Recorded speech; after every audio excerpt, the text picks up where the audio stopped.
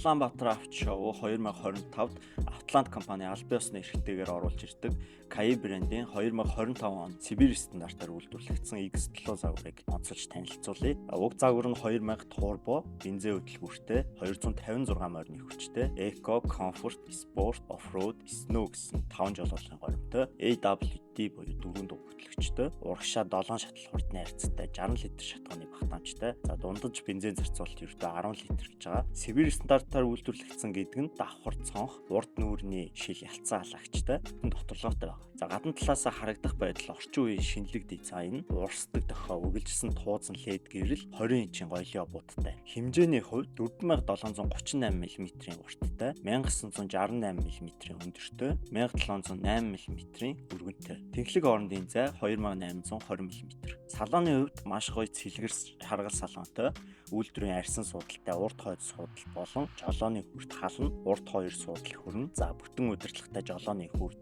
дуу хоолойгоор удирдах систем, 14.9 инчийн тоочтой дэлгэц, Apple CarPlay, Android авто үйлдвэрлэлийн системтэй, 540 камер, wireless утас цэнгэлж санруу бүтэн лүктэй, аюулгүй системийн хувьд гэвэл smart horms-ны систем, цагаан зураас мэдрэгч, сохор бүсийн мэдрэгч гэх мэт сүүлийн үеийн автомашинд байх бүх систем байгаа.